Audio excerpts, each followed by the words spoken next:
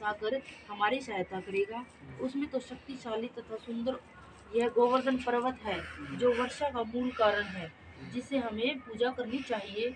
भगवान श्री कृष्ण के वाक जाल में फंसकर सभी ब्रजवासियों ने घर जाकर गोवर्धन पूजा के लिए चारों ओर धूम मचा दी। इसे इंद्र ने अपनी मानहानि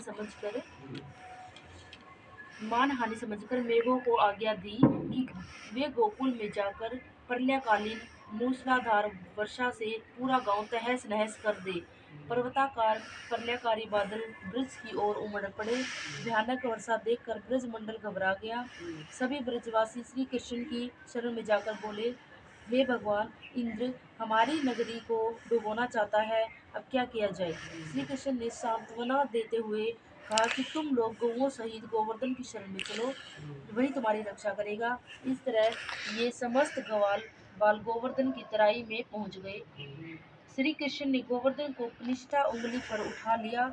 इस तरह 7 दिन तक गोपिकाओं गोवर्धन पर्वत की छाया में सुखपूर्वक रहे। भगवान की कृपा से उनको एक छींटा भी न लगा। इसे इंद्र को महान आश्चर्य हुआ।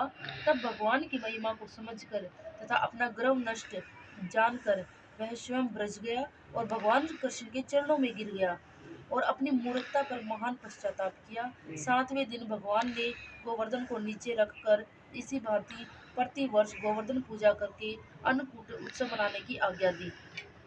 तभी से यह उत्सव अन्नकूट के नाम से मनाया जाता है।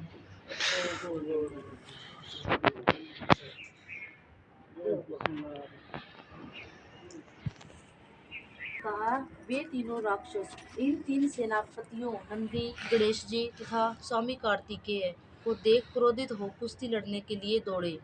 नंदीश्वर से काल नेमी, गणेश जी से शुंभ और स्वामी कार्तिकेय से निशुंभ युद्ध करने के लिए गया। निशुंभ ने कार्तिकेय के वाहन मयूर के हृदय में शीघ्रता से 5 बाण मारे, जिससे मयूर मूर्छित होकर पृथ्वी पर गिर पड़ा। कार्तिकेय क्रोधित होकर शक्ति को उठाना ही चाहते थे कि इतने में निशुंभ से काल नेमी को मारकर 7 बाणों से घोड़ों, धनुष और सारथी को काट दिया। क्रुद्ध काल नेमी ने नंदीश्वर के धनुष को काट दिया। नंदीश्वर ने उसके आक्रमण को रोककर त्रिशूल से काल नेमी की छाती में प्रहार किया। काल नेमी का हृदय विदीर्ण हो गया तथा घोड़े और सारथी मर गए। तब काल नेमी ने भी पर्वत शिखर के प्रहार से नंदीश्वर को धराशायी कर दिया। एक और रथ तथा मूषक वाहन वाले गणेश जी और शुंभ दोनों युद्ध करते हुए परस्पर एक दूसरे पर बाणों की वर्षा करते हुए गूंथ गए। गणपति ने शुंभ की छाती में बाण मारकर 3 बाणों से उसके सारथी को पृथ्वी पर गिरा दिया। अतिशय क्रोधित होकर शुंभ ने भी गणेश जी पर बाणों की कराल वर्षा की और 3 बाणों से मूषक को मारकर मेघ की तरह गरजने लगा। गणेश जी का वाहन मूषक बाणों से अति पीड़ित होकर चलने में असमर्थ हो गया। तब गणेश मूषक से उतरकर पैदल चलने लगा। गणेश जी ने अपने फरसे से शुंभ के हृदय में प्रहार कर उसे भूमि पर गिरा दिया और स्वयं फिर अपने मूषक पर सवार हो गए। काल नेमी और निशुंभ ये दोनों भी एकाएक गणेश को अंकुश से मदोन्मद हाथी के समान बाणों से मारने लगे।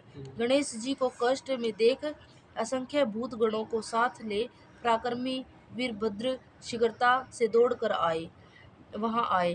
कुष्मांड, भैरव, बेताल, पिशाच, योगिनी गण वीरभद्र के साथ आए। तब सैनिकों के सिंह के समान कोलाहल तथा गरगर शब्द से पृथ्वी कांपने लगी। तब उस युद्ध क्षेत्र में भूतगण दैत्यों को खाते हुए ऊपर नीचे उछलते हुए नाचने लगे। नंदीश्वर तथा स्वामी कार्तिकेय बड़ी सावधानी के साथ शीघ्रतापूर्वक बाणों को छोड़ते हुए संग्राम भूमि में दैत्यों को मारने लगे। छिन्न भिन्न मारे गए तथा गिरे हुए और भक्षण किए जाने के कारण दैत्यों की सेना बहुत व्याकुल और उदास हुई।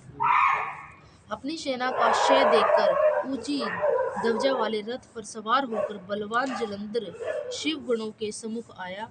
तब वो हाथी घोड़े संग बेरी का भयंकर शब्दों दोनों सेनाओं में होने लगा। जलंधर की बाण वृष्टि से आकाश मंडल और पृथ्वी तल मानो पाले से आच्छित हो गया।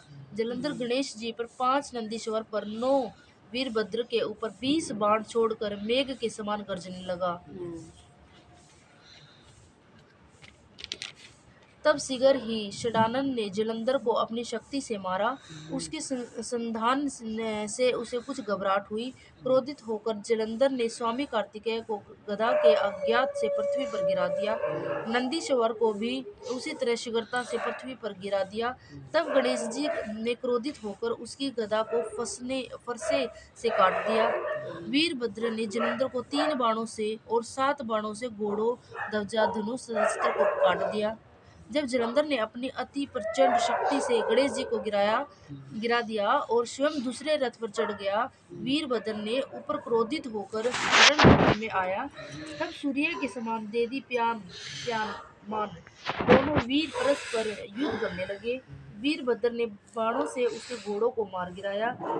फिर जलंधर ने वीरभद्र का धनुष काट दिया तथा ब्रिज हाथ में लेकर कूदा। नारद जी ने कहा, तब जलंधर ने शीघ्रता पूर्वक वीरभद्र के समीप जाकर उसके मस्तक पर पृग मारा। छिन्न मस्तक वाला वह वीर मुख से रुधिर वमन करता हुआ पृथ्वी पर गिर पड़ा।